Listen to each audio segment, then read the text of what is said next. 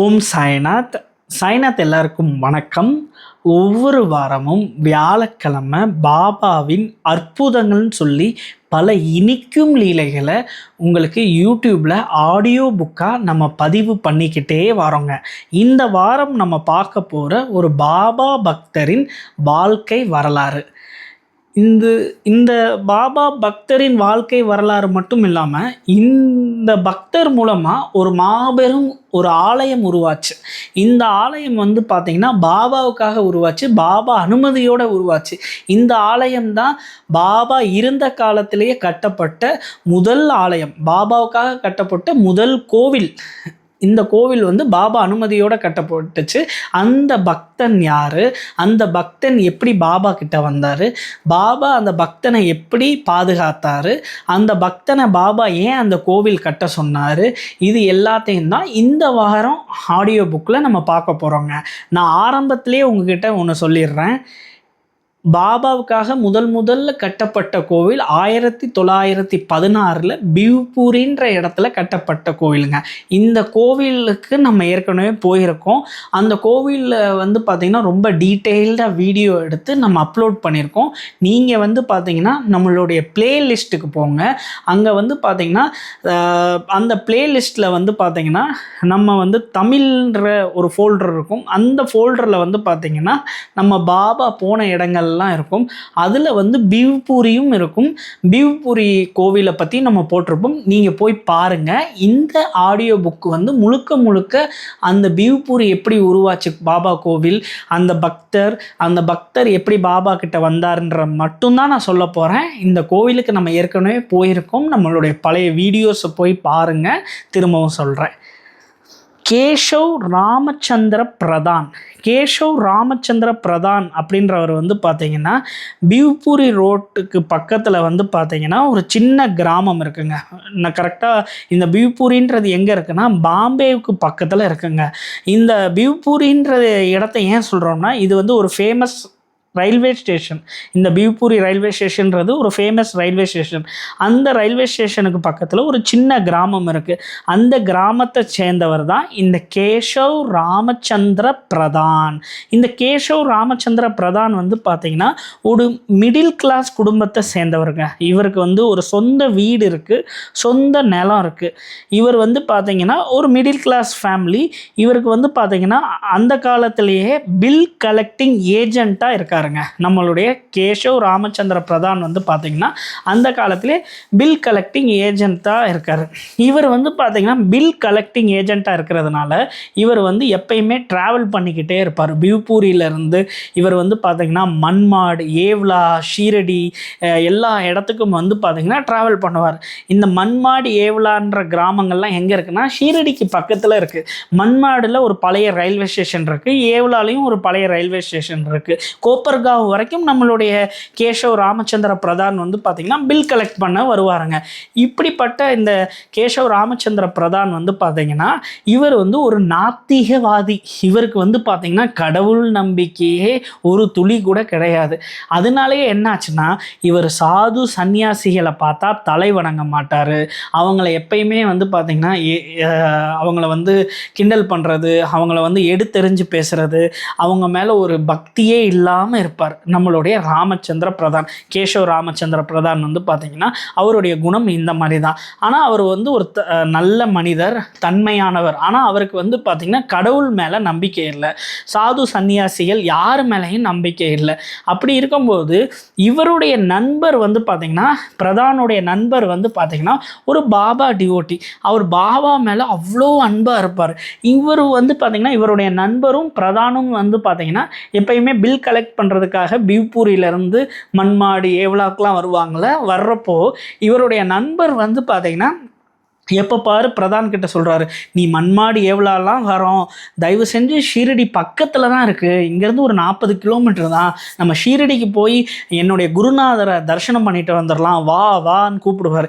இவர் வரவே மாட்டார். எல்லா டைமும் பில் கலெக்ட் பண்ண வருவார், ஆனால் பாபாவை பார்க்க வர மாட்டார். இவருடைய நண்பரை திட்டுவார், என்ன பாபான்ற, அவன் ஒரு முசல்மான பிளாக் மேஜிக் மேன், அவன் உங்களை ஏமாற்றி பணம் சம்பாரிச்சுக்கிட்டு இருக்கான், மாய மந்திரம்லாம் பண்ணுறான், அவனை பார்க்கறதுக்காக என்ன ஏன் கூப்பிட்றேன், நான் வரமாட்டேன் அப்படின்னு சொல்லி எப்போ பாரும் அவர் வந்து பாபாவை வந்து ஏளனமாக பேசிக்கிட்டே இருப்பார். ஒரு கட்டத்தில் வந்து பார்த்திங்கன்னா இந்த பிரதானுடைய நண்பர் வந்து ரொம்ப டார்ச்சர் பண்ணுறாரு. நீ தயவு செஞ்சு வா, ஷீரடிக்கு வா, நீ வர்றதுனால எனக்கு ஒரு சந்தோஷம், நீ வா வான்னு சொல்லி அவர் ரொம்ப வற்புறுத்துறாரு. அதனால இவர் வந்து பார்த்திங்கன்னா நம்மளுடைய பிரதான் வந்து சரி நான் ஷீரடிக்கு வரேன், ஆனால் ஒரு கண்டிஷன், நான் வந்து அந்த பாபாவோட காலில் எல்லாம் விழமாட்டேன், அதுக்கடுத்து நீங்கள் எல்லாம் பாபாவோட கால் தீர்த்தத்தை அந்த பாத தீர்த்தத்தை வந்து குடிக்கிறீங்க பார்த்தீங்களா, அதெல்லாம் நான் பண்ண மாட்டேன், ஏன்னா அந்த பாபா வந்து ஒரு முஸ்லீம், நான் இதெல்லாம் பண்ண மாட்டேன், இந்த கண்டிஷனுக்கெல்லாம் நீ ஓகேனா நான் வாரேன் அப்படின்னு சொல்லி பிரதான் சொல்கிறார். என்ன சொல்கிறாரு, பாபாவுடைய பொற்பாதங்களை தொடமாட்டாராம். பாபாவுடைய பொற்பாதங்களை வந்து பார்த்தீங்கன்னா அவர் வந்து அந்த பொற்பாதங்களை கழுவி அந்த தீர்த்தத்தெல்லாம் குடிக்க மாட்டாராம், ஏன்னா பாபா வந்து முஸ்லீமா நம்மளுடைய பிரதான் சொல்கிறாருங்க. அதுக்கடுத்து வந்து பார்த்திங்கன்னா இந்த கண்டிஷனுக்கெல்லாம் அவருடைய ஃப்ரெண்டு ஒத்துக்கிறாரு. யாருமே உன்னை தொந்தரவு பண்ண மாட்டாங்க, நீ ஷீரடிக்கு வா, என்னுடைய அன்பு குருநாதரை வந்து பார்க்கவா, யாரும் உன்னை ஃபோர்ஸ் பண்ண மாட்டாங்கன்னு சொல்கிறாரு. அந்த பேச்ச கேட்டுட்டு இவரும் பிரதானும் பாபாவை பார்க்குறதுக்காக ஒரு வெறுப்பாக, என்னடா கடவுளே இல்லைன்ற, நானே சாது சன்னியாசிகளை திட்டிக்கிட்டுருக்கேன், இவன் என்னென்னா இப்படி கூப்பிட்றானே அப்படின்னு சொல்லிட்டு, சரி இருந்தாலும் நம்ம நண்பனாச்சே அப்படின்னு சொல்லிட்டு அவர் வந்து பில்லெல்லாம் கலெக்ட் பண்ணிவிட்டு வராருங்க. அப்போது வந்து பார்த்திங்கன்னா இது வரைக்கும் அவர் பில் கலெக்ட் பண்ணதுலேயும் இன்றைக்கி அவர் கலெக்ட் பண்ணது தான் ரொம்ப சூப்பர் கலெக்ஷன். இது வரைக்கும் கொடுக்காதவங்கலாம் பணம் கொடுத்துருக்காங்க. கிட்டத்தட்ட 2500 ரூபா கலெக்ஷன் ஆயிருக்கு. அவருக்கு ரொம்ப சந்தோஷம். பரவாயில்லையே, நமக்கு இன்றைக்கி இவ்வளோ கலெக்ஷன் ஆகிருக்கு, நம்மளுடைய முதலாளி வந்து ரொம்ப சந்தோஷப்பட போகிறாரு அப்படின்னு நினைக்கிறாரு. இதனாலேயே என்ன ஆயிடுச்சுன்னா, சரி நம்ம நண்பனும் கூப்பிட்றான், நமக்கும் நல்ல கலெக்ஷன் ஆகிருக்கு, சரி சும்மா பார்த்துட்டு வருவோம், டைம் இருக்கே அப்படின்னு சொல்லிட்டு பிரதான் வந்து ஒரு கண்டிஷனோட ஷீரடிக்கு வராருங்க. ஷீரடிக்கு வந்து துவாரகமாய்க்குள்ளே நுழையிறாங்க. துவாரகமாய்க்குள்ளே நுழைஞ்சா பயங்கரமான க்ரௌடு, சுற்றி பாபாவை சுற்றி நிறைய பக்தர்கள் பாபாவை பார்க்க போய்கிட்டே இருக்காங்க. அப்போது வந்து பார்த்தீங்கன்னா நம்மளுடைய பிரதான் வந்து என்ன செய்கிறார், இவ்வளோ கூட்டமாக இருக்குன்னு சொல்லிட்டு சபா மண்டபத்திலே உட்காந்துடுறாரு. சபா மண்டபத்திலே உட்காந்துடுறாரு. இவருடைய ஃப்ரெண்டு வந்து பார்த்தீங்கன்னா வரிசையில் நிற்கிறார் பாபாவை பார்க்குறதுக்காக, துவாரகமாய்க்குள்ளே போய் பாபாவை தரிசனம் பண்ணுறதுக்காக வரிசையில் நிற்கிறார். அப்போ வந்து பார்த்தீங்கன்னா இவரோட ஃப்ரெண்டு வந்து கூப்பிட்றாரு, வா பிரதான் வா வா வா, நம்மளும் இங்கே நிற்போம், பாபாவை பார்க்க போவோம் அப்படின்னு கூப்பிட்றாரு. அவர் வந்து சே நான்லாம் வரமாட்டேன், நான் இங்கேயே உட்காந்துக்கிறேன் அப்படின்னு சொல்லிட்டு பிரதான் வந்து பார்த்தீங்கன்னா சபா மண்டபத்திலே உட்காந்துக்கிறாரு. கொஞ்ச நேரத்தில் வந்து பார்த்தீங்கன்னா அவ்வளோ பெரிய கூட்டம் திடீர்னு காணாமல் போயிடுச்சு. அந்த கூட்டம் எல்லாமே வந்து பார்த்திங்கன்னா அந்த பக்தர்கள் கூட்டம் எல்லாமே வந்து பாபாவை தரிசனம் பண்ணிவிட்டு கிளம்பிட்டாங்க. இவருக்கே ஆச்சரியமாக இருக்குது, பிரதானுக்கு என்னடா இவ்வளோ கூட்டமாக இருந்துச்சு, ஜே ஜே ஜேன்னு சத்தமாக இருந்துச்சு, என்னடா இவ்வளோ கூட்டமும் குறைஞ்சிருச்சுன்னு சொல்லி ஆச்சரியப்படுறாரு. ஆச்சரியப்பட்டது மட்டும் இல்லாமல் இவருடைய நண்பர் வந்து பார்த்திங்கன்னா பாபாவை வந்து வணங்குறார். பாபாவை வணங்கி பாபா கிட்ட வந்து பேச முன் வரும்போது பாபா வந்து பார்த்தீங்கன்னா அந்த ராஸ்கலை அந்த ராஸ்கலை சீக்கிரம் கூப்பிடு, இங்கே உள்ளே கூப்பிடு அப்படின்னு சொல்கிறாரு. அப்போ வந்து பார்த்தீங்கன்னா அந்த ராஸ்கல் யாருன்னு இவர் யோசிக்கிறாரு, பிரதானுடைய நண்பர். அப்புறம் வந்து பார்த்தீங்கன்னா சுற்றி அந்த சபா மண்டபத்தில் ஒரே ஒருத்தவரை தான் உட்காந்துருக்காரு, அவர் யாருன்னா பிரதான். அப்போ பாபா வந்து பார்த்தீங்கன்னா அவனை கூப்பிடு அப்படின்னு சொல்லி பாபா பயங்கரமாக திட்டுறாரு, அந்த ராஸ்கலை கூப்பிடுன்னு சொல்லி திட்டுறாரு. அப்புறம் வந்து பார்த்தீங்கன்னா பிரதானுடைய நண்பர் வந்து வேகமாக துவாரகமாயிலேருந்து படிக்கட்டிலேருந்து கீழே இறங்கி சபா மண்டபத்தில் உட்காந்துருக்கிற பிரதானை கூப்பிட்றாரு, வா வா பாபா கூப்பிட்றாரு வா அப்படின்னு சொல்கிறாரு. இவரும் வந்து பார்த்தீங்கன்னா பாபாவை பார்க்குறாரு. பாபாவை கிட்ட வந்து அவரால் பேச முடியலை. பாபா கண்ணா பின்னான்னு திட்டுறாரு, என்ன உன் குணம் வந்து இப்படி இருக்குது, உன் நடத்தை வந்து இவ்வளோ இருக்குது, கவனமாக இருக்க மாட்டியா, நீ வந்து சாது சன்னியாசிகளை தலை வணங்க மாட்ட, நீ என்ன அவ்வளோ பெரிய ஆளா அப்படின்னு பாபா வந்து பயங்கரமாக திட்டுறாரு. திட்டினது மட்டும் இல்லாமல் பாபா வந்து சொல்கிறாரு, உனக்கு சாது சன்னியாசிகள் மேலே நம்பிக்கை இல்லை, கடவுள் மேலே நம்பிக்கை இல்லையா, நீ என்னையே நீ பேசுறியா, திட்டுறியா அப்படின்னு சொல்லி பாபா திட்டுறாரு. இவரால் ஒரு வார்த்தை கூட பேச முடியலை. பிரதானால் ஒரு வார்த்தை கூட பாபா முன்னாடி பேச முடியலை. அப்படியே அமைதியாக நிற்கிறாரு. அப்புறம் பாபா வந்து பார்த்தீங்கன்னா அவருடைய 2 பாக்கெட், நம்மளுடைய பிரதானுடைய 2 பாக்கெட்லேயும் வந்து பார்த்தீங்கன்னா அந்த கலெக்ஷன் அமௌண்ட் இருக்குது பார்த்தீங்களா, 2500 ரூபா. அந்த காலத்தில் 2500 ரூபான்றது பெரிய தொகைங்க. அந்த தொகையை வந்து பார்த்தீங்கன்னா 2 பாக்கெட்லேயும் வச்சுருக்காரு. அதை வந்து பார்த்தீங்கன்னா பாபா வந்து பார்த்துட்டார். பாபா வந்து என்ன கேட்குறாருன்னா, எனக்கு தட்சணை கொடு, பிரதான் எனக்கு தட்சிணை கொடுன்னு பாபா கேட்குறாரு. இவரும் வந்து பார்த்தீங்கன்னா ஒரு காயின் எடுத்து பாபா கொடுக்குறாரு. பாபா விடலையே. பாபா வந்து பார்த்தீங்கன்னா அவருடைய 2 பையிலையும் முழு காசான 2500 ரூபாயும் வாங்கிட்டாருங்க. இவரால் ஒன்றுமே சொல்ல முடியல. பாபா வந்து முடியாதுன்னு சொல்ல முடியல. பாபா வேற பயங்கரமாக கோவத்தில் வேற இருக்காரு. இவரால் என்ன பேசுறதுன்னு தெரியல. 2500 ரூபா பணத்தையும் பாபா கிட்ட கொடுத்துட்டாருங்க தட்சிணையா. கொடுத்தோடனே பாபா வந்து இப்போ நீ கிளம்பு, ஷீரடியை விட்டு கிளம்பு போ அப்படின்னு பாபா சொல்கிறாரு. சொன்னோடனே இவருக்கு என்ன செய்கிறதுனே தெரில. ஏன்னா இவர்கிட்ட கையில் காசு இல்லை, எல்லா காசையும் கொடுத்துட்டாரு. இப்போ என்ன பண்ணுறதுனே தெரியல. அப்படி இருக்கும்போது இப்போ நம்ம பியூபூரி ஊருக்கு போகணுமே, அது மட்டும் இல்லாமல் ஊருக்கு போகிறது கூட ட்ரெயின் டிக்கெட்டுக்கு கூட நம்மக்கிட்ட காசு இல்லையே அப்படின்னு சொல்லி அவர் வந்து ரொம்ப வருத்தப்பட்டுக்கிட்டு இருக்காரு. வருத்தப்பட்டுக்கிட்டு இருக்கும்போது அது மட்டும் இல்லாமல் 2500 ரூபா பணம் நம்ம இன்றைக்கி தான் ரொம்ப நல்ல கலெக்ஷன் அமௌண்ட் வாங்கியிருக்கோம், நம்ம முதலாளிகிட்ட வேற கொடுக்கணுமே, என்ன பண்ணுறதுன்னு தெரியலேன்னு சொல்லிட்டு பாபா வேற வெளியே கிளம்புறியா இல்லையா அப்படின்னு சொல்கிறாரு. சொன்னோடனே அவர் வந்து வெளியே கிளம்பிடுறாரு. வெளியே போனோடனேயும் அவர் வந்து ரயில்வே ஸ்டேஷனுக்கு போகிறாரு. கோப்பர்காவ் ரயில்வே ஸ்டேஷனுக்கு போகிறாரு. அங்கே வந்து பார்த்திங்கன்னா யாரோ ஒரு டிவோட்டி, ஒரு பக்தன், அந்த பாபா டிவோட்டி வந்து பார்த்திங்கன்னா அவருடைய சொந்த செலவில் இவருக்கு வந்து பார்த்திங்கன்னா நல்ல ஃபஸ்ட்டு கிளாஸில் வந்து பார்த்திங்கன்னா ட்ரெயின் டிக்கெட் வாங்கி கொடுக்குறாரு. இவருக்கு வந்து பார்த்திங்கன்னா ரொம்ப சந்தோஷம். அவர் வந்து பார்த்திங்கன்னா ரொம்ப சந்தோஷப்படுறாரு. சந்தோஷப்பட்டு அவர் வந்து பார்த்திங்கன்னா பியூபூரி வந்துடுறார். பியூபூரி வந்து அவருடைய கிராமம், அந்த சின்ன கிராமத்துக்கு போயிடுறாரு. சின்ன கிராமத்துக்கு போயிட்டு அவர் வந்து பார்த்திங்கன்னா ஒரு லெட்டர் அனுப்புகிறாரு தன்னுடைய முதலாளிக்கு. என்ன அனுப்புகிறாருன்னா, என்னுடைய உடம்பு சரியில்லை, அதனால நான் வந்து கம்பெனிக்கு வந்து பணத்தை வந்து கொடுக்க முடியாது, நான் சீக்கிரம் வந்துடுறேன், 1 மாதத்தில் வந்துடுறேன் அப்படின்னு சொல்லி ஒரு லெட்டர் அனுப்புகிறாரு. அதுக்கு வந்து பார்த்திங்கன்னா பதில் லெட்டர் வருது. அதுக்கு வந்து என்ன லெட்டர் வருதுன்னா, அவருடைய முதலாளிக்கிட்ட இருந்து, நீ வந்து பொறுமையாக வா பிரதான், ஒன்றும் பிரச்சனை இல்லை, நான் ரொம்ப சந்தோஷமாக இருக்கிறேன், என்கிட்ட இருக்கிற ஏஜென்ட்லேயே நீ தான் வந்து ரொம்ப திறமையான ஏஜென்ட்டு, ஏன்னா நீ வந்து 2500 ரூபா பணத்தையும் டெபாசிட் பண்ணிட்ட, எனக்கு அவ்வளோ சந்தோஷமாக இருக்குது, நீ பொறுமையாக ஹெல்த்தெல்லாம் பார்த்துட்டு நீ வா அப்படின்னு சொல்கிறாரு. இதை கேட்ட உடனேவும் பிரதானுக்கு வந்து பார்த்தீங்கன்னா ஷாக்கு.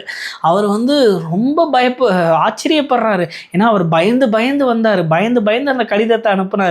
2500 ரூபா என் பணம் போச்சே, இந்த பாபாவை நம்பி இந்த பாபா வந்து என்னுடைய தட்சணை காசுன்னு சொல்லி என் காசெல்லாம் பிடுங்கிட்டாரே, நான் என்ன பண்ணுறதுன்னு தெரியலையே, என் தொழில் போச்சு, என் உழைப்பு போச்சு, என் வேலை போச்சு, என்னுடைய மரியாதை போச்சு அப்படின்னு சொல்லி அவர் ஃபீல் பண்ணிக்கிட்டு இருக்கும்போது அவருடைய முதலாளிகிட்ட இருந்து லெட்டர் வருது. இந்த மாதிரி எல்லா பணத்தையும் நீ டெபாசிட் பண்ணிட்ட, எனக்கு ரொம்ப சந்தோஷம், நீ பொறுமையாகவே உன் உடம்பை சரி பண்ணிட்டு வா, நீ தான் என்னுடைய நல்ல எம்ப்ளாயி, என்னுடைய ஃபஸ்ட்டு எம்ப்ளாயியே நீ தான் அப்படின்னு சொல்கிறாரு. இதை கேட்டவுடனே அவர் கண் கலங்கிட்டார். கண் கலங்கினோம். அப்போ தான் அவருக்கு வந்து உணர்றாரு, இறைவன் மேலே நம்பிக்கை வருது, பாபா மேலே அளவுக்கு அதிகமான பக்தி, ஒரு ஸ்ட்ராங் பாபா டிவோட்டியா. எப்படி யானை வந்து தன்னோட காலை எடுத்து வச்சா எப்படி ஒரு ஸ்ட்ராங்காக இருக்குமோ, அது போல் பாபா மேலே அவ்வளோ ஒரு ஸ்ட்ராங் டிவோட்டியாக மாறுறாரு. அவர் வந்து பார்த்திங்கன்னா 2 வாரத்துக்கு ஒரு முறை வந்து பார்த்திங்கன்னா பாபாவை பார்க்குறதுக்காக பியூபூரியிலேருந்து வருவார். பாபாவை பார்ப்பார், பாபா கூடயே இருப்பார். அவர் வந்து பார்த்திங்கன்னா பாபா வந்து எப்பயுமே கூப்பிடுவார், பாபா நீங்கள் என் கூட பியூபூரிக்கு வாங்க பாப்பா, பாபா எங்கள் கிராமத்துக்கு வாங்க பாபான்னு பல முறை கூப்பிடுவார். ஒரு முறை பாபா என்ன செஞ்சிட்டாருன்னா, ஒரு பிளாஸ் ரிலீஃப் ஃபோட்டோ, ஒரு பிராஸ் ரிலீஃப் ஃபோட்டோ வந்து பார்த்திங்கன்னா பாபா கொடுக்குறாரு.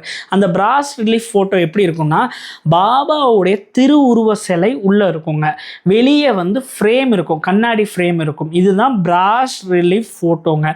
இந்த பிராஸ் ரிலீஃப் ஃபோட்டோவை பாபா கொடுத்து, நீ இதை வந்து பார்த்திங்கன்னா நம்மளுடைய பிரதான்கிட்ட கொடுத்து, நீ வந்து ஒரு கோவில் கட்டு, எனக்காக ஒரு கோவில் கட்டு, அந்த கோவிலில் இந்த படத்தை வை, நான் அங்கே இருப்பேன், நீ இனிமேல் ஷீரடிக்கு வர வேணாம், ஷீரடியில் என்னென்னலாம் திருவிழாக்கள் நடக்கிறதோ அந்த திருவிழாக்கள் எல்லாத்தையுமே அந்த கோவிலில் நீ நடத்துன்னு சொல்லி நம்மளுடைய பாபா வந்து பார்த்திங்கன்னா ஒரு பிராஸ் ரிலீஃப் ஃபோட்டோவை வந்து கொடுக்குறாருங்க.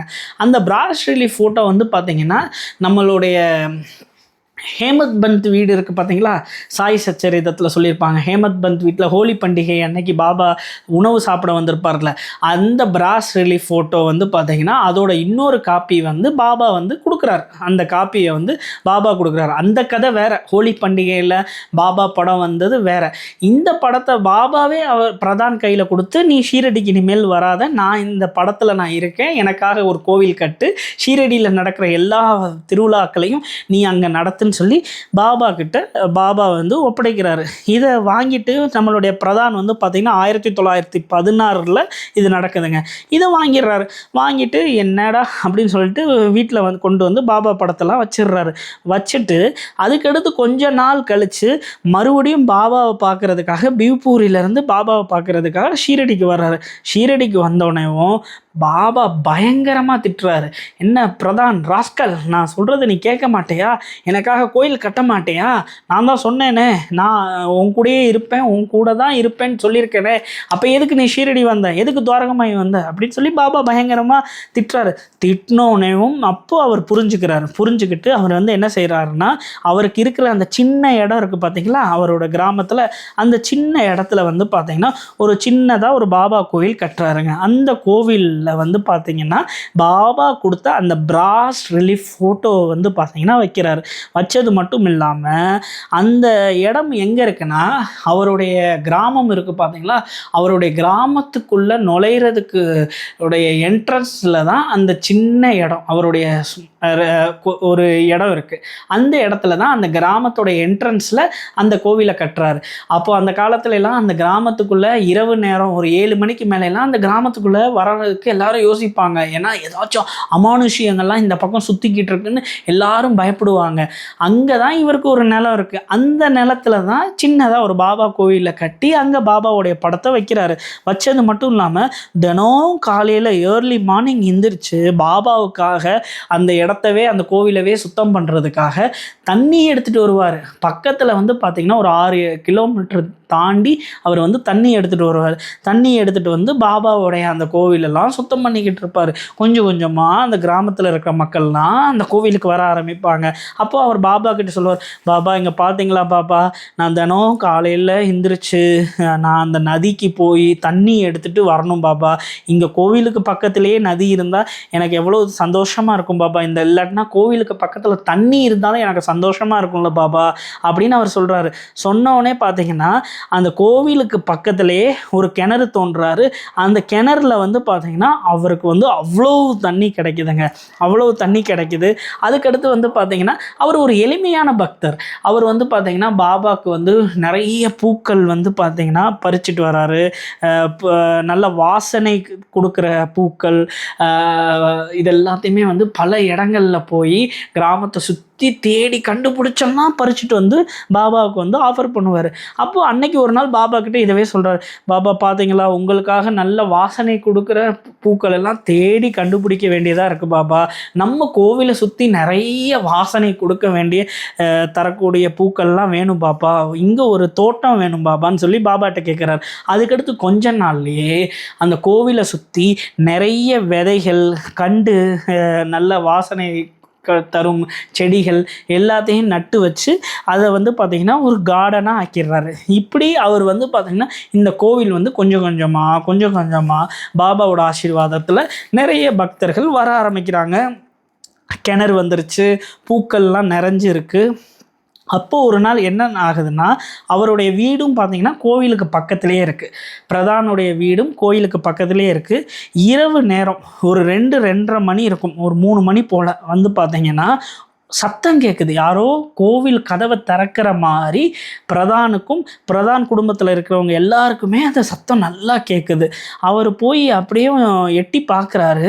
கொஞ்ச நேரத்தில் பாபா வந்து பார்த்தீங்கன்னா அந்த கதவை திறந்து வெளியே போகிறத வந்து பார்த்தீங்கன்னா இவர் பார்க்குறாரு. பார்த்து ஆச்சரியப்படுறாரு. பாபா ஷீரடியில் இருக்காரு, இந்த கோவில் பிவ்பூரி கிட்ட ஒரு கிராமத்தில் இருக்குது, எப்படி பாபா கோவிலேருந்து வெளியே போகிறாருன்னு சொல்லி ஆச்சரியப்படுறாரு.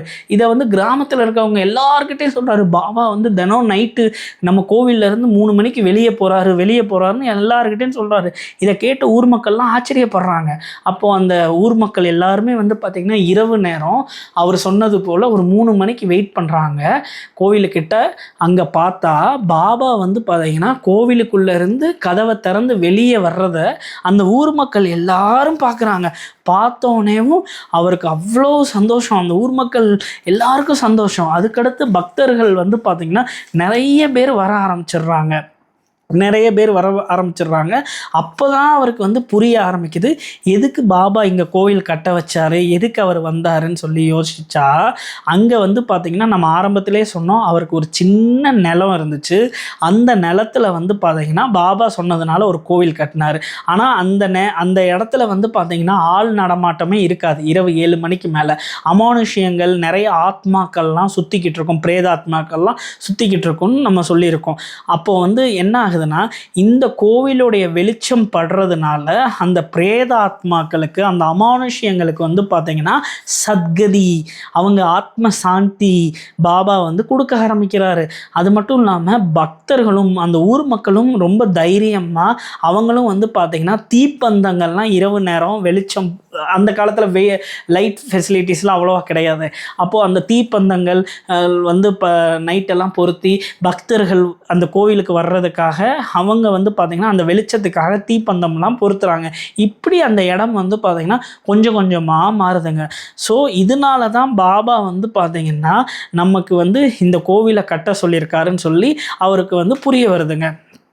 அது மட்டும் இல்லாமல் இவருக்கு வந்து பார்த்திங்கன்னா ரொம்ப பெரிய பண கஷ்டம். கொஞ்ச நாளில் வந்து பார்த்திங்கன்னா பிரதானுக்கு வந்து பார்த்திங்கன்னா ரொம்ப பெரிய பண கஷ்டம் வந்துருச்சு. அப்போ பாபா முன்னாடி பார்த்திங்கன்னா பயங்கரமாக அழுகிறாரு. பாபா எனக்கு பார்த்திங்களா எவ்வளோ பண கஷ்டம் வந்துருச்சு தெரியுமா, நான் எப்படி இந்த கோவிலை எடுத்து நடத்த போகிறேன்னு தெரியல பாபா அப்படின்னு சொல்லி அவர் கண் கலங்கி அழுகிறாரு. அப்போது அவருக்கு முன்னாடி பார்த்திங்கன்னா பாபா அப்படியே சாஷ்டாத்கார் கொடுக்குறாருங்க. அவருக்கு வந்து பார்த்திங்கன்னா அவர் அழுகுதுக்கிட்டு இருக்கார்ல, அவருக்கு முன்னாடி பாபா வந்து பார்த்திங்கன்னா அப்படியே தத்ரூபமாக காட்சி கொடுக்குறாரு. காட்சி கொடுத்தோன்னேவும் அவர் வந்து பார்த்திங்கன்னா பாபா வந்து காட்சி கொடுத்தோன்னே அவருக்கு ரொம்ப சந்தோஷமாகிறது ஆனது மட்டும் இல்லாமல் பாபா காட்சி கொடுத்த அந்த இடத்த வந்து யாரும் கால் மிதி பற்றக்கூடாதுன்னு சொல்லி அங்கே ஒரு துளசி பிருந்தாவனமும், அந்த கோவிலுக்கு பக்கத்துலேயே ஒரு துளசி பிருந்தாவனமும் கட்டி வச்சிடுறாருங்க. ஏன்னா பாபாவோடைய சாஷாத்கார் கொடுத்த இடத்துல யாரோடைய காலும் பற்றக்கூடாதுன்னு சொல்லி ஒரு துளசி பிருந்தாவனமும் கட்டிடுறாருங்க. அதுக்கடுத்து வந்து பார்த்திங்கன்னா பாபா வந்து பார்த்திங்கன்னா பாபாவுக்காக வந்து பார்த்திங்கன்னா ஒரு துணி வந்து அங்கே கட்டுறாரு. ஏன்னா பாபா அவருடைய கனவுல போய் என்னுடைய துணி இங்கே இல்லை, என் துணி இருந்தாதால இது ஷீரடி, அது என் துணி இருந்தாதால நான் இங்கே வர முடியும், என் துணியே இல்லை நான் எப்படி இங்கே இருக்க முடியும்னு அவர் சொல்கிறாரு ஒரு நாள் கனவுல. அதுக்கடுத்து அங்கே அவர் துணியும் பாபாவுக்காக கட்டுறாருங்க. கட்டினோம். அதுக்கு பிறகு வந்து பார்த்திங்கன்னா அவருடைய பண கஷ்டம் எல்லாம் தீர்ந்துருச்சு. நிறைய பக்தர்கள் வர ஆரம்பிச்சிட்டாங்க. இந்த பிரதானுக்கு வந்து பார்த்திங்கன்னா ஹேமத் பந்தோடைய பேரன் மேலே வந்து ரொம்ப அன்பு அதிகம். ஸோ ஹேமத் பந்தோடைய பேரன் வந்து பார்த்திங்கன்னா அவர் தான் என்ன செஞ்சார்னா இந்த துணியை வந்து கட்டி முடிக்கும்போது அந்த துணியை ஓப்பன் பண்ணவர் வந்து ஹேமத் பந்தோடைய பேரனான தேவ் பாபா. இவர் தான் வந்து பார்த்திங்கன்னா இந்த துணியை வந்து ஓப்பன் பண்ணுறாருங்க. அது மட்டும் இல்லாமல் இந்த கோவில் வந்து பார்த்திங்கன்னா ஒரு ட்ரஸ்ட்டாக உருவாகி நிறைய பக்தர்களுக்கு நிறைய சேவைகள் வந்து பார்த்திங்கன்னா பாபா பேரில் இன்றைக்கும் பண்ணிக்கிட்டு இருக்காருங்க. இந்த கேஷவ் ராமச்சந்திர பிரதான் வந்து பார்த்திங்கன்னா 1939 ரொம்ப பீஸ்ஃபுல்லாக ரொம்ப ஆத்ம திருப்தியோட பாபாவோடைய பொற்பாதங்களில் அவர் வந்து பார்த்திங்கன்னா சாந்தி ஆயிடுறாரு. இந்த பிரதான் வாழ்க்கை வந்து பார்த்திங்கன்னா நம்ம என்ன எடுத்துக்கலாம்னா அன்பு. அவருக்கு வந்து ஒரு வெறித்தனமான அன்பு. அவர் எது செஞ்சாலும் ஒரு ஸ்ட்ராங்காக பண்ணுவார். அதுபோல் பாபா மேலே அவ்வளோ வெறித்தனமான அன்பால் பாபாவுக்காக கோயில் கட்டினார், பாபாவுக்காக துளசி பிருந்தாவனம் வச்சார், பாபாவுக்காக செடிகள், வாசனை தரும் செடிகள், பூக்கள், அது மட்டும் இல்லாமல் கிணறு தோண்டினார். எல்லாம் பாபாவுக்காக பண்ணார். ஏன்னா அவருக்கு அந்த பக்தி, அந்த நம்பிக்கை, ஒரு இறை பக்தியே இல்லாமல், தெய்வ வழிபாடே இல்லாமல், சாது சன்னியாசிகள் ஏளனமாக பேசிக்கிட்டு இருந்த இந்த கேசவ் ராமச்சந்திர பிரதானுடைய வாழ்க்கை பாபான்ற ஒரு மகானால் அவருடைய வாழ்க்கை வந்து பார்த்திங்கன்னா மாறி அவர் வந்து நிறைய அற்புதங்கள் பாபா அவருக்கு பண்ணார். அவருடைய கதை வந்து பார்த்திங்கன்னா ஒரு ஒரு புத்துணர்ச்சியான கதை. இந்த கதை வந்து பார்த்திங்கன்னா அன்பு வினியமாக நமக்கு சொன்னாங்க. அவங்க மூலமாக தான் உங்களுக்கு நான் இவ்வளோ டீட்டெயிலாக என்னால் சொல்ல முடிஞ்சிச்சு. இந்த இடத்துக்கு வந்து நம்ம ஏற்கனவேவும் கொரோனாவுக்கு முன்னாடி நம்ம போயிருக்கோம். அப்போது வந்து பார்த்திங்கன்னா நம்ம போன எல்லாத்தையுமே வந்து வீடியோ அப்லோட் பண்ணியிருக்கோம். நீங்கள் போய் யூடியூப்பில் பாருங்கள். இந்த இடமே ரொம்ப அழகாக இருக்கும். ரொம்ப கஷ்டப்பட்டு நான் ரொம்ப வருஷம் ஆசை. ஏன்னா இந்த கோவில் வந்து பாம்பேலேருந்து 2.5 hours ஆகும். பாம்பேயோட அவுட்டரில் இருக்கும். எக்ஸ்பிரஸ் ஹைவேவை பிடிச்சி போனோம். எனக்கு இன்னும் ஞாபகம் இருக்குது. ஒரு டாட்டா ஸ்விஃப்ட் டிசையரில் கிளம்பி மொழி பிரச்சனை, ஆனால் பையா பிவ்பூரி பையான்ட்டு போயிட்டேன். பிவ்பூரி போனால் இவருடைய பிரதானுடைய ஊர் பேர் எனக்கு தெரியலை. இப்படி தேடி கண்டுபிடிச்சி போனோம். அதெல்லாம் ஒரு காலம். ரொம்ப சந்தோஷமாக இருக்குது. மிக விரைவில் நாங்கள் வந்து மறுபடியும் பாம்பேலாம் நாங்கள் போகிறோம். அங்கே மறுபடியும் பிரதான் அவருடைய கோவிலுக்கு, பாபாவுடைய கோவில், பிரதான் கட்டின பாபா கோவிலுக்கு நம்ம போகிறோம். திரும்ப ஒரு நல்ல ஹை குவாலிட்டியாக வீடியோ நாங்கள் பண்ணுறோங்க. நம்மளுடைய பழைய வீடியோ நம்ம யூடியூப்பில் இருக்குது, நீங்கள் எடுத்துக்கலாம். எல்லாருக்கும் ரொம்ப ரொம்ப நன்றி. Thank you so much. ஜெய் சாய்நாத். குருதேவ தத்த.